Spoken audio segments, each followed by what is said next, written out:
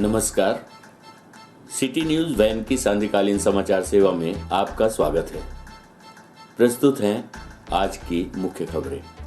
शासकीय विधि महाविद्यालय का नाम श्यामा प्रसाद मुखर्जी के नाम पर होगा, उच्च शिक्षा मंत्री ने की घोषणा। सीएसपी प्रतिभा शर्मा ने किया अंधे कत्ल का पर्दाफाश। अतिक्रमण विरोधी कार्यवाही से परेशान असामाजिक तत्वों ने नगर निगम की जेसीबी को किया आग के हवाले। अब खबरें विस्तार से। प्रदेश सरकार के उच्च शिक्षा मंत्री मोहन यादव आज अपने एक दिवसीय प्रवास पर रीवा पहुंचे, जहां पर उच्च शिक्षा मंत्री मोहन यादव के द्वारा विधि महाविद्यालय में लगभग 6 करोड़ 13 लाख की लागत से बने नवनिर्मित भवन का लोकार्पण किया गया। साथ ही अवधेश प्रताप सिंह विश्वविद्यालय के पार्किंग सेट का भी शिलान्यास किया गया। इस दौरान मंत्री महोदय ने अवधेश प्रताप सिंह विश्वविद्यालय में आयोजित स्वागत समारोह में भाग लिया और उन्होंने विशिष्ट कार्यों के लिए छात्रों को सम्मानित किया। विधि महाविद्यालय में आयोजित कार्यक्रम के दौरान उच्च शिक्षा मंत्री ने महाविद्यालय का नाम डॉक्टर श्यामा प्रसाद मुखर्जी के नाम पर रखने की घोषणा की। डॉक्टर श्यामा प्रसाद मुखर्जी के बलिदान को याद करते हुए उच्च शिक्षा मंत्री ने कहा कि जिस प्रकार उन्होंने भारत देश की अखंडता को बनाए रखने के लिए अपना बलिदान दिया है, ऐसे में इस महाविद्यालय के नाम उनके नाम पर रखा जाना चाहिए। इसके अलावा मंत्री ने कहा कि रीवा में बने विधि महाविद्यालय में जल्द ही पंचवर्षीय पाठ्यक्रमों की शुरुआत की जाएगी। मंत्री ने कहा कि कांग्रेस की सरकार में मैकाले की शिक्षा नीति लागू की गई थी, जिसके कारण शिक्षा का संबंध रोजगार से रखा गया, जबकि ऐसा नहीं है। शिक्षा और रोजगार दोनों ही तर्कसंगत बात है। इसके अलावा कांग्रेस नेता जीतू पटवारी के द्वारा भाजपा के अंतर्कलह को लेकर दिए गए बयान पर पत्रकार के द्वारा पूछे गए सवाल पर भी उच्च शिक्षा मंत्री मुखर रहे। इस पर उन्होंने कहा कि कांग्रेस की सरकार पटवारी के कारण ही गई है तथा अंतर्कलह को भी वो भली भांति जानते हैं। इस अवसर पर सांसद जनार्दन मिश्र, पूर्व मंत्री राजेंद्र शुक्ला, सिरमौर विधायक दिवराज सिंह, भाजपा प्रदेश अध्यक्ष राजेश पांडे, भाजपा जिला अध्यक्ष डॉक्टर अजय सिंह, विधि महाविद्यालय के प्राचार्य सहित प्राध्यापक गण एवं छात्रगण उपस्थित रहे। प्रस्तुत है कार्यक्रम की झलकी सहित उच्च शिक्षा मंत्री से प्राप्त जानकारी के कुछ अंश। क्षेत्र में हम लोग स्थापित करें। अभी प्रिंसिपल ने बताया कि 5 ईयर कोर्स लॉ कॉलेज में अब ज़्यादा पॉपुलर है। हमारे जो बच्चे हैं, रीवा के बच्चे तो NRIU वगैरह में भी सेलेक्ट हो रहे हैं, लेकिन यदि BA LLB और इस तरह के जो 5 ईयर कोर्स है, इसको यदि यहाँ पर सुविधा मिलेगी तो फिर लोगों को आगे यदि वो प्रोफेशनलिज्म में जाना चाहते हैं या किसी कॉर्पोरेट सेक्टर में जाके लॉ फर्म बनाना चाहते हैं, क्योंकि एक बड़ा स्कोप है इस क्षेत्र में और हमारे यहाँ के लोगों का दिमाग बहुत फर्टाइल है। मोहन यादव जी, मैं आपको बताना चाहता हूँ कि रीवा के लोगों का दिमाग राजनीति में, कानून में और पत्रकारिता में बहुत चलता है। ये हम लोगों को बच्चे में घुट्टी की तरफ पिला दी जाती है। अब तो रीवा बहुत तेजी से डेवलप हो गया है, डेवलप हो रहा है, लेकिन जब हम लोग डेवलप नहीं थे, लोग कहते थे कि तहसील से ज़्यादा नहीं दिखता रीवा। उस समय भी लोग कहते थे कि रीवा के लोगों का ब्रेन बहुत फर्टाइल है, हमारे ब्रेन का लोहा। तो उस समय भी लोग मानते थे, जब कहते थे कि रीवा अंडर डेवलप्ड है। लेकिन अब तो हम विकास की यात्रा में इस तेजी से आगे बढ़ रहे हैं कि इंदौर और भोपाल के लोग भी थोड़ा सा घबराए हुए हैं। आपके यहाँ तो महाकाल की कृपा है कि हर 12 साल में सिंघस आ जाता है। सिंघस आ जाता है तो मोहन यादव जी लोग उस सिंघस के चक्कर में पूरे फ्लाईओवर से लेके और पता नहीं क्या क्या बनवा लेते हैं, सीवरेज सिस्टम से लेके सारी चीज़ें। लेकिन हम लोगों को तो एक चीज़ मंजूर कराने में पसीना आ जाता है। राजनीति करना हो तो रीवा से सीखो, कई उदाहरण चलते हैं, बड़ा मजा आता है। अलग अलग बहुत सारे किस्से, बहुत सारे उदाहरण हैं। अभी इसको दोहराने से फायदा नहीं है। अभी थोड़े दिन पहले आपने अपना रुतबा दिखाया है विंध्याचल का। हमारे लिए, मेरे लिए तो ज़्यादा आनंद की चीज़ है कि मैंने मेरा आवास विंध्य कोठी में ही बनाया है, इसलिए मेरे को ये मालूम है विंध्य के साथ चलने में ही फायदा है, इसलिए 25 साल पहले विवाह करके भी यहीं से गया हूँ। मेरी ससुराल भी रीवा ही है। नई बिल्डिंग का आनंद हमको मिल रहा है, लेकिन नई बिल्डिंग के साथ आपने दोनों बात मेरे से मांगी है। आपने कहा कि एक तो महाविद्यालय का नाम, तो बिल्कुल बात सही है कि एक संवैधानिक गलती कितनी बड़ी कीमत चुकाती है देश के सामने, ये उदाहरण हमारे सबके सामने है। आपकी उस मांग का तो तुरंत यही मंच से घोषणा करता हूँ, आज के बाद ये शासकीय विधि महाविद्यालय डॉक्टर श्यामा प्रसाद मुखर्जी के नाम से जाना जाएगा। इसका नामकरण हम करने की औपचारिक स्वीकृति आप अपना प्रस्ताव भिजवा दीजिएगा। मैं भोपाल से आपके एनओसी दूंगा और इसकी सारी प्रोसेस करके अब हमारा अपना महाविद्यालय डॉक्टर मुखर्जी के नाम से जाना जाएगा।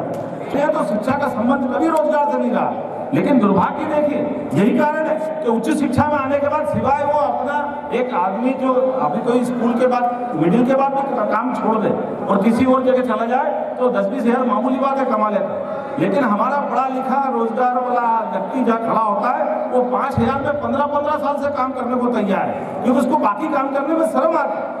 ये जो विसंगति है, इस विसंगति को आने वाले समय में 2020 की जो नई शिक्षा नीति है निश्चित रूप से दूर करेगी और मध्य प्रदेश सरकार माननीय यशस्वी मुख्यमंत्री के नेतृत्व में इसी सत्र से लागू करेंगे। अब अभी तक BLLB 5 साल के चलता रहा। मैंने तो कहा कि पूरे प्रदेश के अंदर जो भी जहां भी जिस महाविद्यालय नए प्रोफेशनल कोर्स मांगेंगे सबकी मंजूरी उसी समय दे देंगे, उसमें कोई तकलीफ नहीं है। इसीलिए इस आधार पर आपने कहा BLLB 5 साल तुरंत देने के लिए तैयार, उच्च शिक्षा विभाग को कोई तकलीफ नहीं है। आने वाले सत्र से आप चालू करिए, प्रस्ताव भिजवाइए, मैं आपकी मांग मंजूर करता हूँ। आपने 2 बात और कही है, BCom LLB और BBA LLB। आप तो मैं इसके अलावा भी कह रहा हूँ जो आपने नहीं कहा है, आप तो BSc LLB मांगोगे तो भी देने को तैयार है। हमारे अपने विद्यालय महाविद्यालय में अगर पढ़ने का अनुकूल माहौल नहीं बने तो सरकार के मंत्री रहने में फायदा क्या है। सबसे बड़ी संख्या में विद्यार्थियों के लिए जो लॉ कॉलेज बना है इसका उपयोगी सिद्ध होगा। आज के इस अवसर पर यहाँ 2-3 मांग स्थानीय विधायक और पूर्व मंत्री माननीय राजेंद्र शुक्ला जी ने की थी। उन्होंने कहा था कि लॉ कॉलेज के लिए तो हमने कहा है कि आज के बाद लॉ कॉलेज का नाम डॉक्टर श्यामा प्रसाद मुखर्जी के नाम पर करने की घोषणा की गई है। इसी के साथ साथ चूँकि यहाँ लॉ का 3 साल का ही पाठ्यक्रम लागू था, आने वाले समय में BA LLB, BCom LLB, BBA LLB या और जो भी उचित समझेंगे सेल्फ फाइनेंस के माध्यम से सभी प्रकार से कोर्स चलाने की भी स्वीकृति प्रदान की गई है। उम्मीद करेंगे कि यहाँ चूँकि लॉ का बहुत पुराना इतिहास रहा है, बड़े बड़े विद्यार्थी यहाँ से अच्छी अच्छी जगहों पे निकले हैं, ऐसे में लॉ कॉलेज की दृष्टि से सौगात देने की आवश्यकता मैंने इसी के साथ चूँकि उच्च शिक्षा एवं माननीय यशस्वी मुख्यमंत्री लगातार ध्यान दे रहे हैं, मैंने कहा है कि और भी महाविद्यालयों में जो अन्य इस नगर में है या विंध्य क्षेत्र में है, जहाँ भी जो नए नए कोर्स खोलेंगे सभी महाविद्यालयों को जो प्रोफेशनल कोर्स जिनके माध्यम से आने वाले समय में बच्चों को रोजगार मिल सके या वो स्वयं का व्यवसाय करे या वो सर्विस सेक्टर में जाना चाहे, सभी में उसका लाभ लेंगे, सभी कोर्स खोलने की घोषणा की।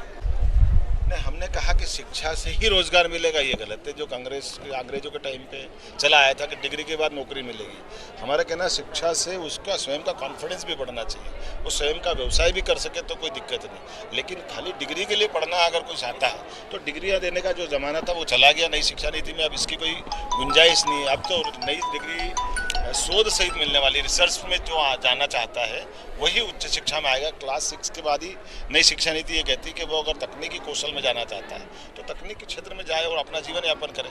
लेकिन अगर वाकई इसको पढ़ना है तो पढ़ने के लिए पूरी अनुकूलता बनाएगी। तो नई शिक्षा नीति हम इसी सत्र से लागू कर रहे हैं और उसी दिशा में चलेंगे, तब हमारे अपने बच्चों का व्यक्तिगत जीवन में भी जो 15 साल 12 साल पढ़ाई में जो बिगाड़ता है उसका उपयोग सिद्ध होना चाहिए। उसका शिक्षा ने कहा था कि बीजेपी मंत्र कला चल रही है, शिवराज जी जाएंगे और कमलनाथ ही रहेंगे।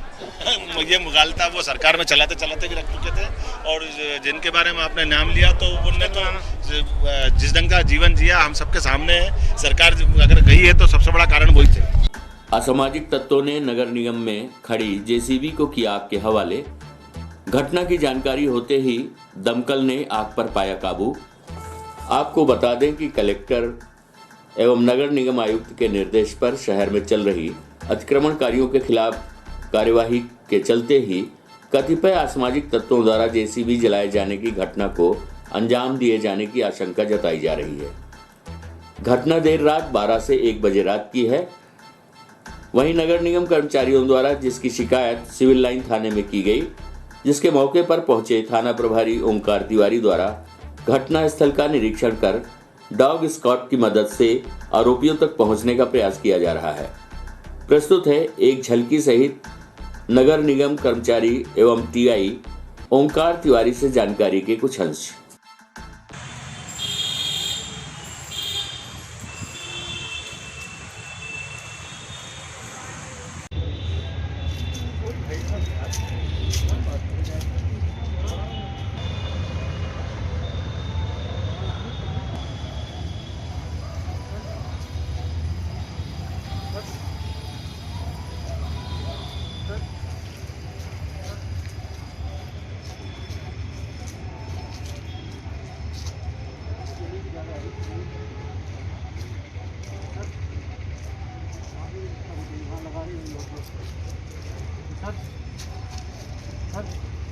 वाहन में आग लगी तो कैसे आग लगी, क्या है, क्या जानकारी है? कैसे आग लगी ये तो जानकारी नहीं है। 2 दिन से हम लोग अतिक्रमण हटाने का कार्रवाई कर रहे हैं। कल भी किया है, परसों भी किया है। तो रात को लगभग 7:30 बजे बिछिया थाने के सामने से अतिक्रमण हटा के मशीन खड़ी हुई है कैंपस में। उसके बाद चालक भी यहाँ से चले गए अपने घर। तो रात को लगभग 1 बजे के आसपास मुझे इन्फॉर्मेशन आया कॉल के थ्रू कि नगर निगम कैंपस में खड़ी वाहन जेसीबी मशीन में आग लगी है और यहाँ से सिविल लाइन थाने की 100 डायल वाहन और एक और गश्ती वाली वाहन भी निकल रही थी। उनके थ्रू फायर ब्रिगेड को सूचना दिया गया और फायर ब्रिगेड आकर आग पे कंट्रोल किया। तब तक मैं सुबह देखा तो मशीन पूरी तरह से क्षतिग्रस्त है। इसका रिपोर्ट मैंने करा दिया सिविल लाइन थाने में। क्या मानते हैं कि ये लगातार जो अतिक्रमण हटाया जा रहा है, तो इसमें जो विरोध करते हैं अतिक्रमणकारी लोग, उनके द्वारा कैसे ये घटना घटित हुई है? क्या मानना क्या है? इसका जांच होगा, आयुक्त महोदय के निर्देशानुसार जो भी होगा कराया जाएगा। संभावना क्या है? तो अब आपको क्या लगता है? जो भी आयुक्त कहेंगे निर्देशित करेंगे।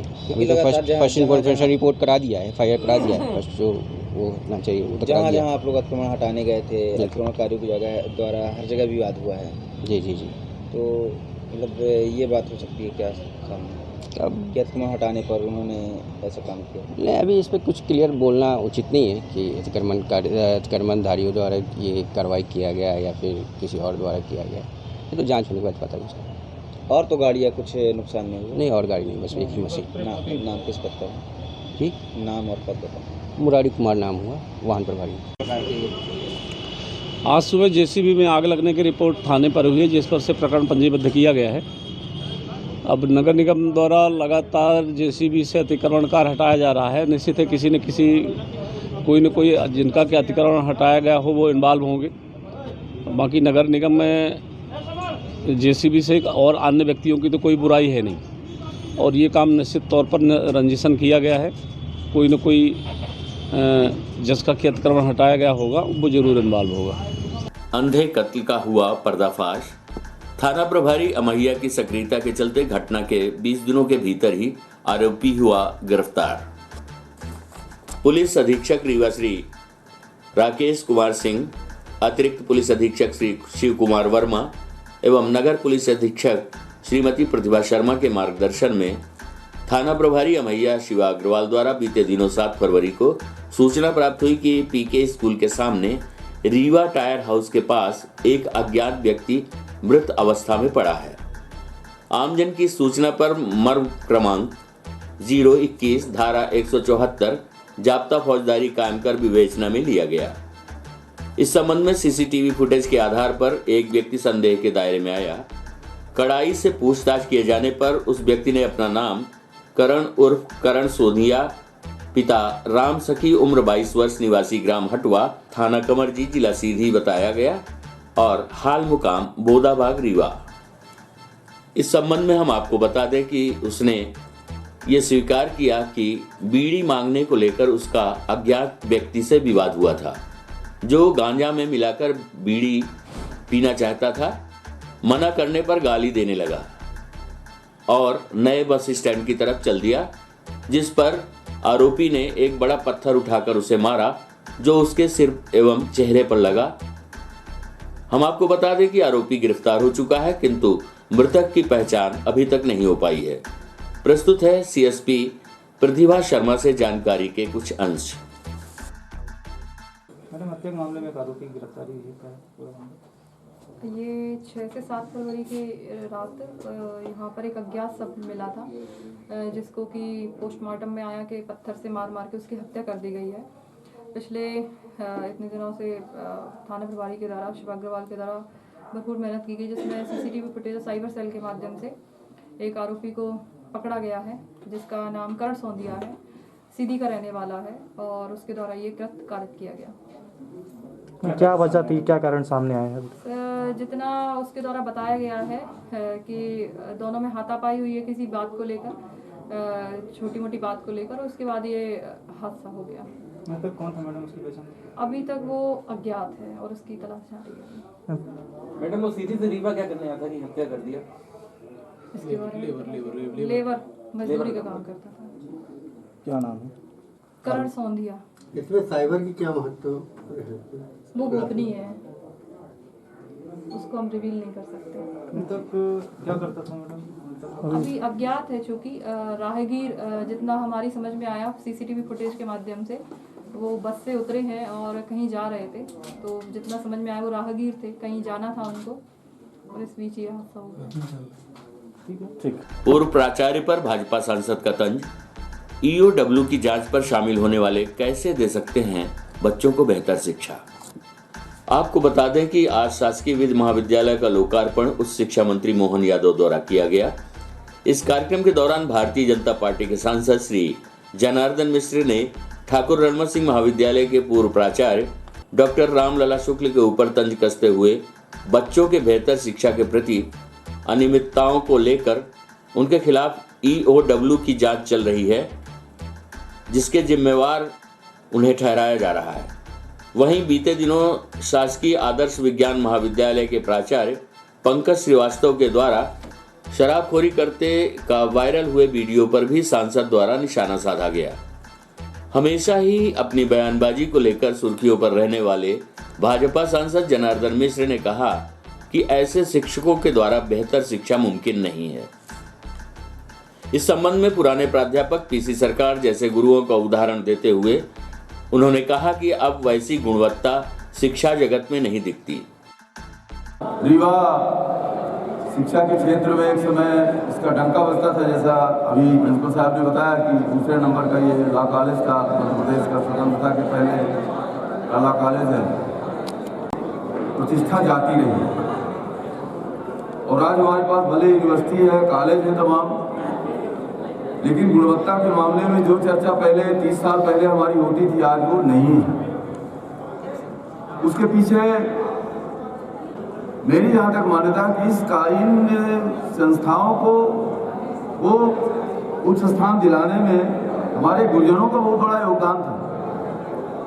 मैं पीछे के इतिहास में नहीं जाऊँगा, लेकिन अभी भी सरकार साहब है, प्रोफेसर सरकार, मैं उनका विद्यार्थी नहीं था, लेकिन आज भी अगर वो कॉलेज के किसी कैंपस में चले जाते हैं तो पिन ड्रॉप साइलेंट होता है।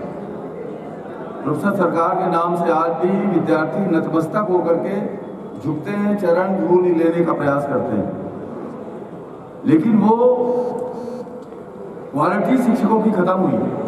बहुत बुरा भी लगेगा अगर किसी कॉलेज के प्रिंसिपल के ऊपर ईओडब्ल्यू की जांच चलेगी तो उस कॉलेज का विद्यार्थी तो नमस्कार नहीं करेगा। अगर किसी कॉलेज के प्रिंसिपल की कॉलेज के अंदर शराब पीते हुए और मांस खाते हुए वीडियो वायरल होगा तो उस कॉलेज के प्रिंसिपल को, उस कॉलेज की प्रतिष्ठा तो नहीं होगी, उस कॉलेज की प्रतिष्ठा। ये सबसे बड़ा कारण रहा है। इसलिए मेरा सबसे अनुरोध है कि रीवा की प्रतिष्ठा की रक्षा के लिए विद्यार्थियों को सजाने संवारने और उनको जीपी सिंह बनाने के लिए यहाँ के शिक्षकों का सबसे पहला धर्म होना चाहिए कि कोई भी गुरप्रसाद सिंह दूसरा निकले, कोई जेएस वर्मा दूसरा निकले। और इसमें मैं समझता हूँ कि हम लोगों का जितना सहयोग होगा वो अपन तैयार है। राजीव जी के प्रयास से ये बिल्डिंग बनी है। जहाँ भी हमारा भी जो भी सहयोग मिला, जहाँ लेना चाहा, दिल्ली में मैंने भी थोड़ा बहुत किया, लेकिन मैं फिर से प्रधानाचार्य जी से, शिक्षकों से अनुरोध करूंगा कि विद्यार्थियों को संभालने के लिए अब तो बहुत बड़ी जिम्मेवारी, जो नई शिक्षा नीति आई है उस शिक्षा नीति के तहत तमाम सारे दरवाजे खुले हुए हैं विद्यार्थियों के लिए। सब्जेक्ट के चयन में कोई परेशानी नहीं है। यद्यपि हमारी शिक्षा नीति का विरोध हो रहा है, हमारी हर नीति का विरोध हो रहा है, क्योंकि हम यथास्थिति को खत्म कर रहे हैं। अगला देश 50 साल तक भारत किस रास्ते पर जाए, इसके लिए चाहे वो शिक्षा नीति हो, चाहे उद्योग नीति हो, चाहे कृषि नीति हो, चाहे जो भी जितनी भी 25-25 साल से, चाहे वो न्यायाधीशों की नियुक्ति का मामला हो, न्यायाधीशों की नियुक्ति के मामले का भी विरोध हो रहा है। सुप्रीम कोर्ट उसकी इजाजत नहीं दे रहा है। भारतीय सांस्कृतिक विरासतों के संरक्षण की श्रृंखला में प्रांतीय कलाकार संघ रीवा द्वारा स्वामी हरिदास संगीत समारोह का आयोजन प्रदेश के संस्कृत पर्यटन एवं अध्यात्म विभाग की मंत्री सुश्री उषा ठाकुर के मुख्य आतिथ्य में संपन्न हुआ। मानस भवन रीवा में आयोजित इस कार्यक्रम में सांसद जनार्दन मिश्र, पूर्व मंत्री एवं रीवा विधायक श्री राजेंद्र शुक्ल, जिला एवं सत्र न्यायाधीश श्री AK सिंह सहित बड़ी संख्या में गणमान्य जन उपस्थित रहे। कार्यक्रम को संबोधित करते हुए पर्यटन मंत्री ने कहा कि स्वामी हरिदास संगीत समारोह का आयोजन संगीत परंपरा को अक्षुण्ण बनाए रखने का सराहनीय प्रयास है। उन्होंने पूर्व मंत्री एवं रीवा विधायक श्री राजेंद्र शुक्ल को साधुवाद देते हुए कहा, उनके संरक्षण में रीवा में भारतीय प्राचीन संगीत परंपरा को कायम रखने का प्रयास ये सिद्ध करता है कि रीवा वास्तव में संगीत की भूमि रहा है। इस आयोजन के माध्यम से कलाकारों को अपनी प्रतिभा दिखाने का अवसर मिलता है। सुश्री ठाकुर ने कहा कि विधायक राजेंद्र शुक्ल ने गौवंश के संरक्षण के लिए गौशाला की स्थापना की, जो अनुकरणीय है। उन्होंने कहा कि प्रांतीय कलाकार संघ को प्रतिवर्ष 5 लाख रुपए की राशि प्रदान की जाएगी ताकि इस आयोजन को और भव्यता मिल सके। सुश्री ठाकुर ने कहा कि आज़ादी के 75वें वर्ष के दौरान हम सब अपने देश की आज़ादी के लिए अपना सर्वस्व निछावर करने वाले अमर शहीदों को याद करें तथा आने वाली पीढ़ी को उनसे प्रेरणा लेने की सीख भी दें। प्रस्तुत है इस कार्यक्रम की एक झलक।